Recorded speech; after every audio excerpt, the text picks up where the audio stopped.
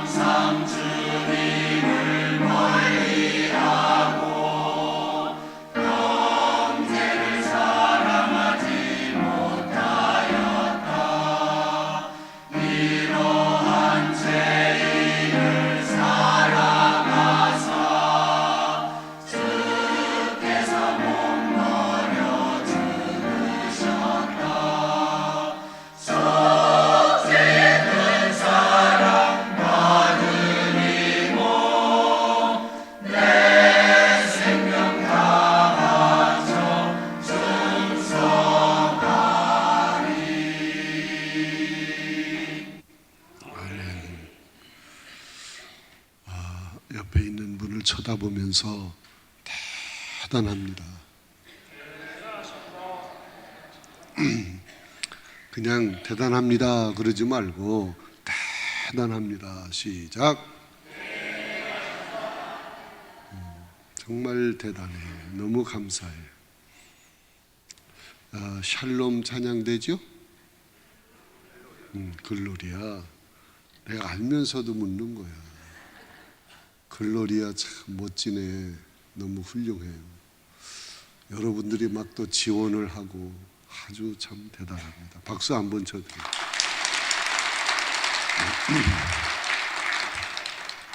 글로리아 찬양대 글자 그대로 영광스럽습니다. 이 글로리아가 영광이거든.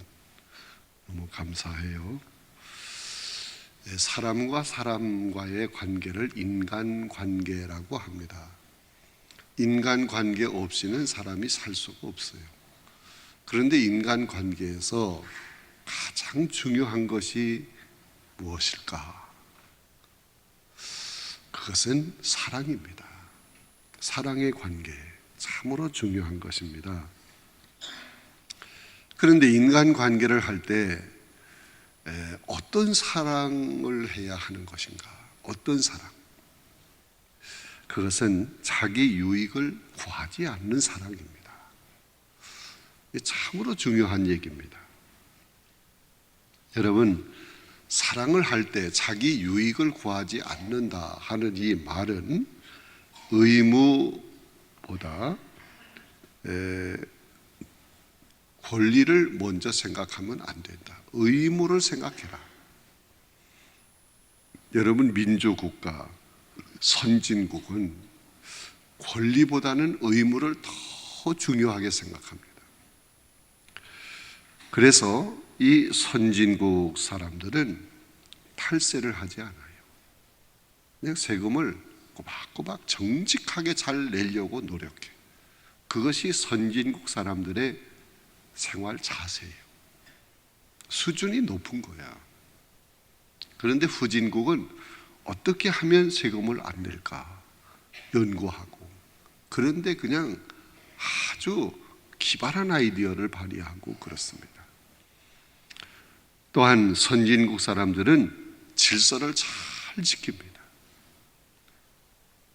차가 길게 이렇게 늘어서 있는데 빨리 가기 위해서 그냥 끼어들기를 하고, 앞에 차가 좀 머뭇하면 뒤에서 빵빵거리고 창문을 열고 소리를 치고 욕을 하고, 이거 다 후진국 사람들이 하는 일이에요.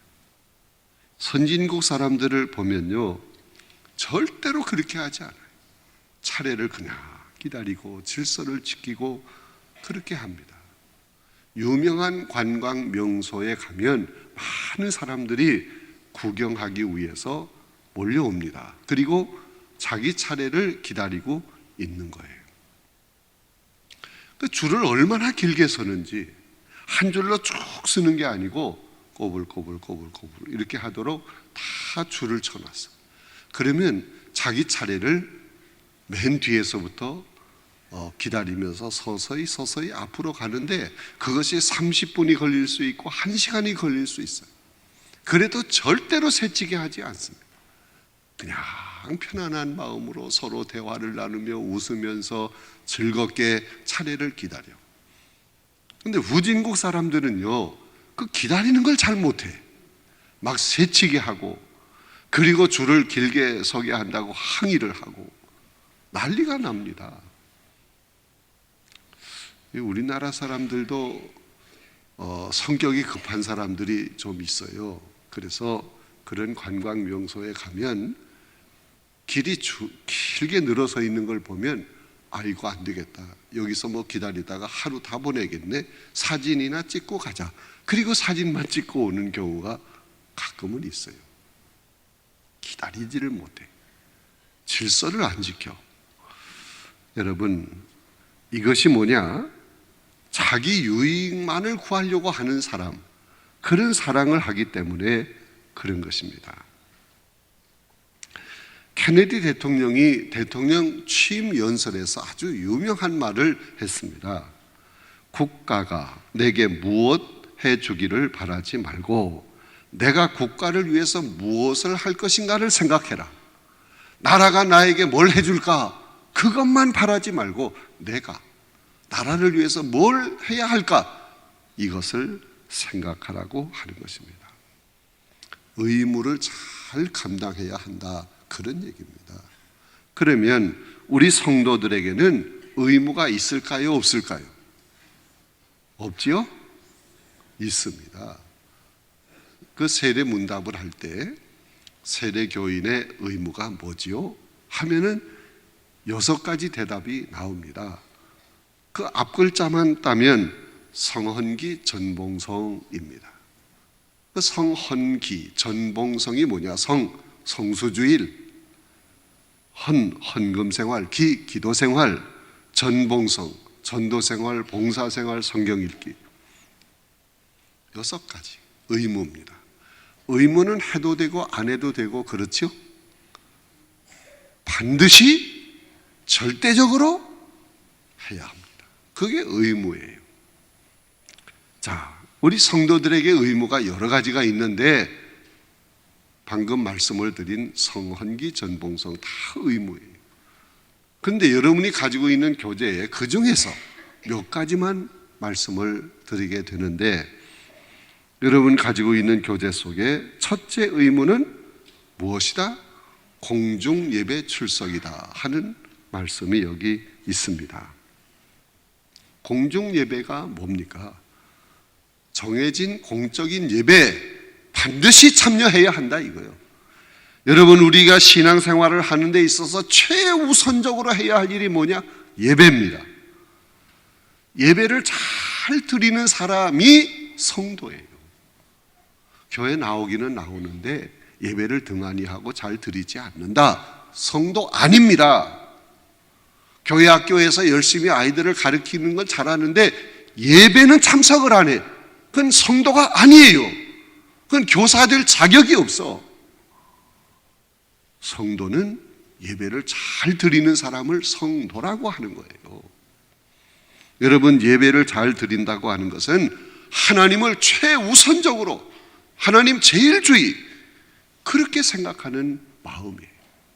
하나님은요, 어떤 사람을 찾으시느냐? 예배하는 자를 찾으신다 그랬어요.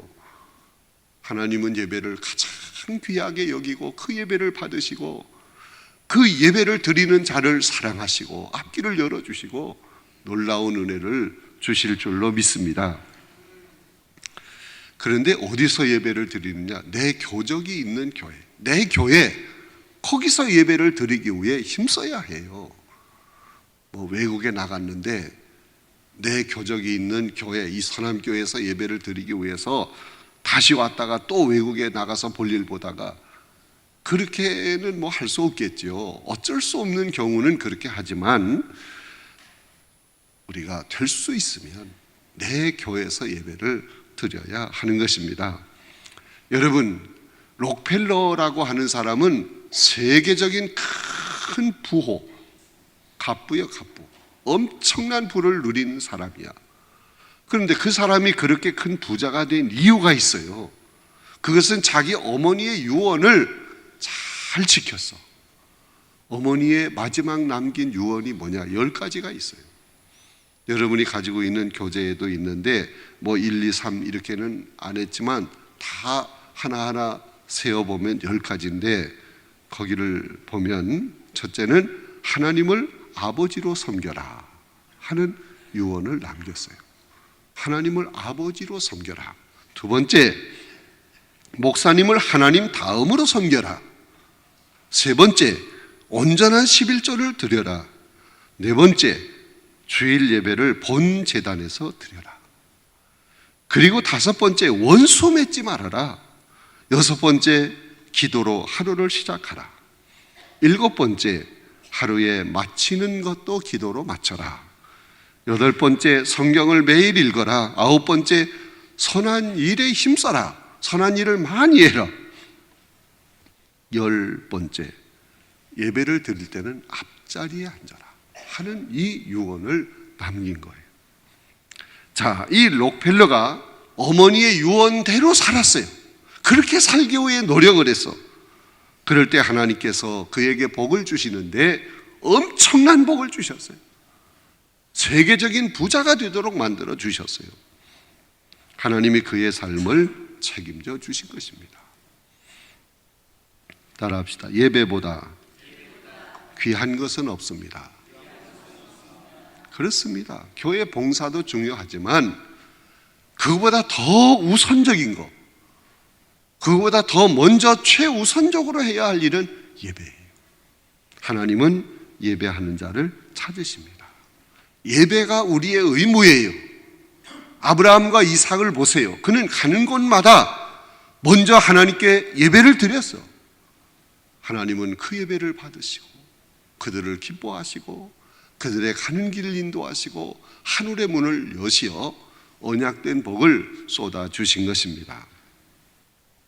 예배가 중요하다 하는 걸 꼭 기억하시기를 바랍니다. 자, 두 번째 의무는 뭐냐? 헌금의 의무입니다. 헌금. 자, 헌금 중에서도 헌금의 기본이 있는데 그것이 뭐냐? 11조입니다. 여러분, 11조를 드린다. 이것은요, 이유 없어요. 반드시 해야 돼. 말라기 3장에 보세요. 11조는 내 것이다. 도적질하지 말아라. 아주 공공연하게 선언하고 있는 것을 볼 수 있습니다. 11조를 온전히 하나님께 드린다는 것은 하나님을 우선순위에 두고 있는 모습이에요. 하나님을 가장 귀한 분으로 높이는 것이 뭐냐? 11조예요. 여러분, 이렇게 11조의 의무를 충실하게 할 때 하늘의 문이 열립니다. 쌓을 것이 없도록 복을 주실 줄로 믿습니다. 이건 너무도 분명한 사실이에요. 록펠러라는 사람이 11조를 확실하게 했어요. 아주 11조 드리는 재미가 있어. 들어오는 수입마다 먼저 11조를 떼는 거예요. 그래서 11조를 관리하는 사람이 수십 명이 됐어요. 엄청난 부자니까, 엄청난 수입이 들어오니까. 그런데 11조 하는 재미가 얼마나 있는지, 또 드리고 또 드리고, 그 너무너무 재미있어. 여러분, 하나님께 드리는 것이 재미가 있어야 돼요. 그런 사람은요, 신앙이 막 성장하는 거야. 하나님께서 하늘의 문을 여시는 거야. 주시고 또 주시는 거야. 이거는요, 입에 발린 얘기가 아닙니다. 여러분, 11조를 형식적으로 하지 마세요. 인색한 모습이에요. 이것은요, 하나님을 기만하는 거예요. 하나님은 다 아십니다. 여러분이 매달 얻는 수입 하나님이 주시는 거예요. 그거 하나님이 몰라요? 다 아십니다. 그런데 엉터리로, 형식적으로 온전한 11조를 안 드리고 적당히 하는 거 하나님이 다 아셔요. 하나님을 속이는 거야. 사도행전 5장에 보면 아나니아와 삽비라가 하나님을 속이고 성령을 속였다가 즉사당했어요. 하나님이 가장 싫어하는 게 그거야. 11조를 드리는 것처럼 드리는데 사실은 온전한 게 아니야. 여러분, 죄송하지만 헌금한 모든 내역이 다 이렇게 정리가 돼서 제 책상에 올라와요. 이렇게 보면 저도 느껴요. 아, 이 사람의 수입이 이게 아닌데 11조가 어떻게 이럴까? 저도 알 수 있는데 하나님이 모르겠어요. 다 하시는 거예요. 여러분, 11조를 온전히 드리는 것은 내 신앙이 성장하는 거야. 내 마음이 하나님께로 가는 거야. 그런 사람은요, 하나님께서 물붓듯 부어주실 줄로 믿습니다. 여러분, 성도들이 하나님의 복을 받아서 잘 살고 잘 되고 앞길이 열리고 하는 이것을 목사가 원할까? 아니면 안 되고 힘들어하고 쪼들리고 망하고 어떤 걸 원하느냐 이거예요. 잘 되는 걸 원해요? 망하는 것을 원해요? 목사는? 그렇지. 여러분이 잘 되기를 원해. 그래서 사실은 이거 11조 헌금 얘기하는 게 쉽지를 않아. 그렇지만 해야 된다. 왜? 성도들을 위해서 하는 거예요. 여러분이 잘 되기를 원해서 하나님이 주시는 놀라운 복을 받아야 된다 이거예요. 11조 할 때 신앙이 성장한다 이거예요. 성숙해지는 거예요. 이건 너무도 분명한 거예요. 여러분 해보세요. 그런데 성도들이 시험 들면 안 되지. 그래서 이걸 안 하고 그냥 지나가고 그러면 성도들을 망하게 하는 거야. 이 다음에 제가 하나님 앞에서요 책망받아요. 여러분, 온전한 11조를 드립시다. 이것이요 성도의 의무입니다. 반드시 해야 된다 이거요. 세 번째 의무는 교회의 다스림에 복종하는 것이다. 여러분, 하나님 앞에 많이 기도를 하고 그래서 목사가 하나님이 감동을 줍니다. 이걸 하면 좋겠다. 이렇게 하면 어떨까? 그래서 또 그걸 놓고 기도하고 또 기도하다가 이제 그 모든 하나님이 주시는 감동을 정리를 해서 성도들에게 발표를 합니다. 우리 교회가 앞으로 이렇게 해봅시다. 특별 새벽 기도 합니다. 그렇게 성도들에게 얘기를 하는 거예요.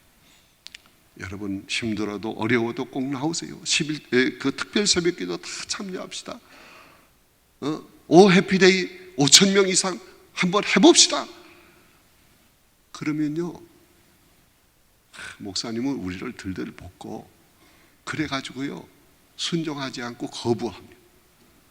이거는요 사람에게 복종하는 것이라고 생각하기 때문에 그런 거예요. 기도하고 하나님이 주시는 감동, 하나님이 주시는 지혜를 가지고 계획을 세우고 그래서 하나님의 뜻을 이루어 드리기 위해서 그렇게 모든 것을 작정을 하고 성도들에게 이렇게 합시다 했을 때 예 하고 하는 것은 하나님께 복종하는 거예요. 그건. 그런데 사람에게 복종하는 것이라고 착각을 하는 거야. 이게 뭐예요? 교만입니다. 예수님을 보세요. 하나님 뜻에 하나님의 계획을 이루어 드리기 위해서 죽기까지 복종하셨어요. 여러분, 오늘 이 자리에 나오신 여러분은 목사에게 복종한 게 아니고 하나님께 복종하는 거예요. 하나님이 기뻐하시는 줄로 믿습니다. 여러분, 교회에 항존직을 세울 때 아무나 세우지 않아요. 교회 나온 지 얼마 안 되는 사람 절대로 세울 수가 없어. 적어도 장로가 되려면 세례를 받고 아무 흠이 없이 7년이 지나야 돼. 안수집사 권사가 되려면 세례를 받은 후에 아무 흠이 없이 5년 이상이 지나야 돼. 근데 우리 교회에서는 세례를 받은 지 7년, 5년은 기본이고 그 다음 우리 교회에 등록을 한 지 장로는 7년, 안수집사 권사는 5년이 지나야 된다. 왜? 교회 안에서 하나님께 의무를 감당하기 위해서는 이거저거 다 알아야 돼. 응?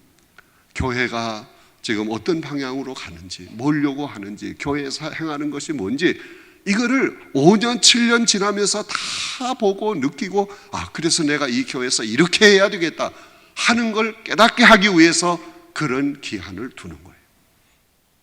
여러분이 가지고 있는 교재 속에 디모데전서 3장 6절의 얘기가 나옵니다. 그걸 한번 같이 읽겠습니다. 자막에 나오지요. 시작. 새로 입교한 자도 말제니 교만하여져서 마귀를 정죄하는 그 정죄에 빠질까 함이라. 여러분, 교회 나온 지 얼마 안 되는 사람에게 중직을 맡겨보세요. 마치 그것이 계급인 것처럼 생각해. 그래서 머리를 들고 아주 큰 소리 치고 교만한 모습을 보인다. 그러면 어떻게 되느냐? 마귀를 정죄하는 그 정죄에 빠진다. 이게 무슨 얘기입니까? 마귀가 받을 심판을 그가 받는다 이거예요. 마귀가 교만해졌다가 하나님의 심판을 받아서 그냥 밑바닥까지 떨어지잖아요. 여러분, 직분을 하나님이 주셨는데 교만해져가지고 큰 소리치고 막 휘둘르려고 하고 이건 교만입니다. 하나님께서 이런 교만한 자를 마귀를 심판하듯이 심판하겠다 하는 말씀이에요. 두려운 얘기예요. 여러분, 이 중직에 대해서 함부로 여러분이 생각하면 안 돼. 또 탐내서도 안 돼. 오히려 두려워해야 되는 거예요. 그런데 이 중직에 들어오지 못했다고 불평하고 원망하고 그냥 교회를 멀리하고 이거는요 아무것도 모르는 사람이에요. 큰일 날 사람이에요. 여러분, 우리는 교회 안에서 의무를 감당해야 합니다. 의무는 감당하려고 할 생각을 하지 않고 권리만 주장하는 거, 이것을 하나님이 가장 싫어하는 거예요. 오늘 본문에서 사랑은 자기의 유익을 구하지 않는 것이다. 자기의 유익을 구하지 않는 것은 권리만 주장하고 의무를 지키지 않는 것을 얘기하는 거예요. 이러한 사랑은 이기주의입니다. 이기주의가 뭐예요? 내 것도 내 거, 내 것도 내 거, 다 내 거, 자기만 하는 거야. 이게 뭐예요? 놀보심법입니다. 놀보심법. 사랑의 의무를 감당해야 합니다. 여러분, 국가 간에 서로 사고 팔고 하는 걸 무역이라고 합니다. 이 무역은요, 파는 것이 있으면 사주는 것도 있어야 되는 거예요.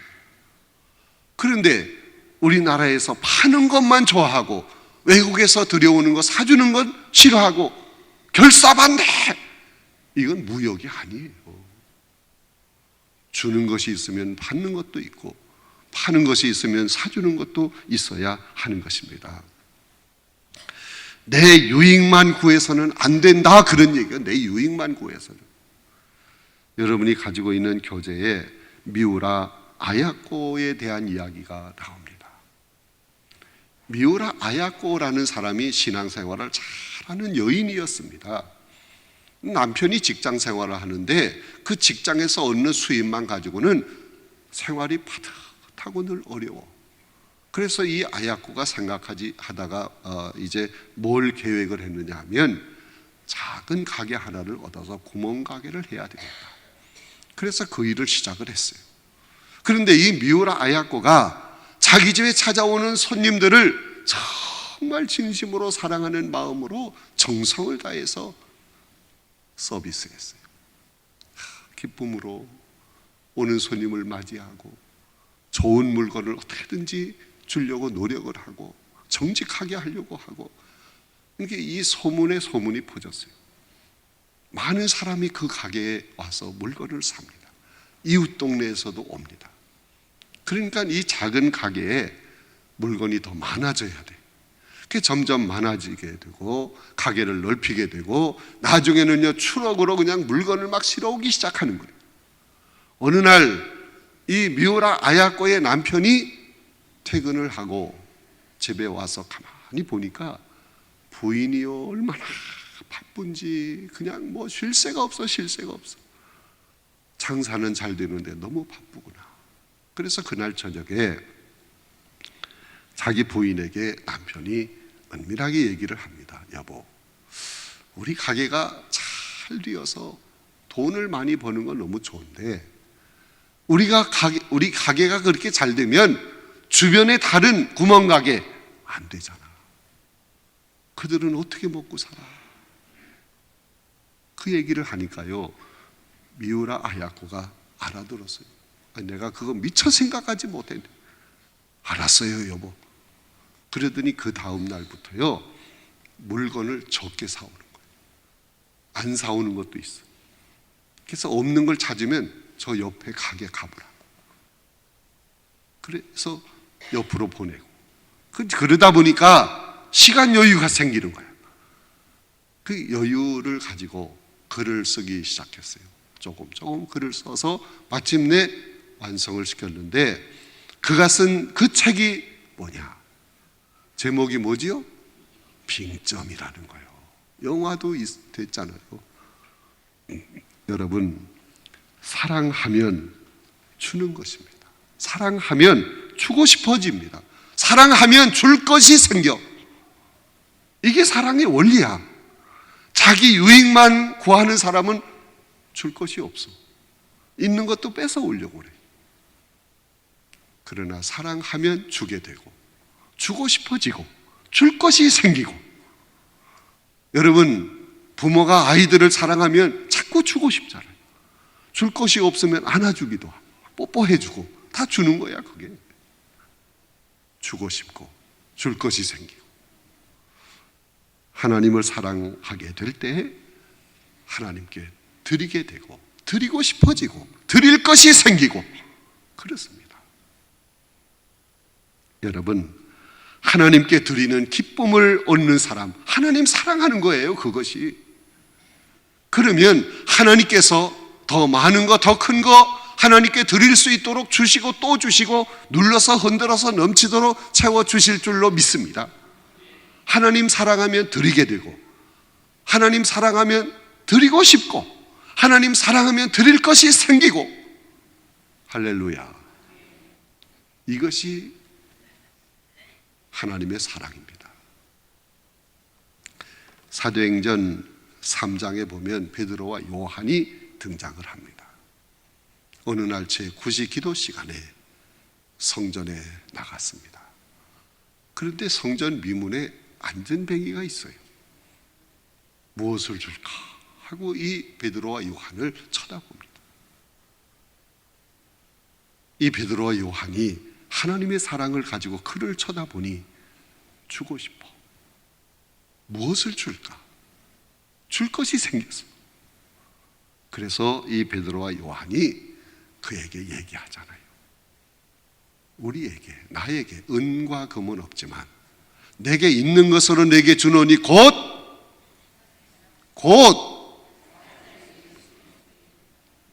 그렇게 하면 어떻게 좀 힘있게 얘기해봐요. 곧 그렇죠. 나사렛 예수 그리스도의 이름으로 명하노니 일어나 걸으라. 그랬더니 발과 발목이 힘을 얻어서 걷기도 하고 뛰기도 하며 성전으로 들어가는데 신나는 일이 생긴 거야. 사랑하면 주고 싶고 줄 것이 생기고, 베드로와 요한이 가진 건 없었어. 그러나 찾아보니 줄 것이 있다. 그게 뭐냐? 나사렛 예수 그리스도의 이름입니다. 그래서 그의 문제를 해결해 준 것입니다. 여러분, 사랑하면 이기심을 극복하고 줄 것이 생기고 주게 되고, 이것이 십자가의 사랑인 줄로 압니다. 따라합시다. 사랑은 자기 유익을 구하지 않는 것입니다. 사랑은 주는 거예요. 베푸는 거예요. 나누는 거예요. 사랑하면 주게 되고, 주고 싶고 줄 것이 생기고, 하나님을 사랑하면 드리게 되고, 드리고 싶고 드릴 것이 생기고, 그렇습니다. 이제 특별 새벽 기도가 얼마 남지 않았어요. 받은 은혜 감사해서 하나님께 드리게 되고, 드리고 싶고 드릴 것이 생기고, 그렇게 되기를 바랍니다. 우리 아이들 얼마나 귀해요. 이들을 사랑하면 이들에게 주고 싶고 줄 것이 생기고, 그래서 장학금 내고, 이게 사랑이에요. 이런 사랑이 여러분에게 가득 차 넘치기를 간절히 바랍니다. 사랑은 인색한 게 아니에요. 사랑은 주는 거예요. 이기심을 뛰어넘는 거예요. 그런 사랑이 오늘 여러분 안에 가득 차 넘치기를 주님의 이름으로 축원합니다. 내일은요, 아주 귀한 말씀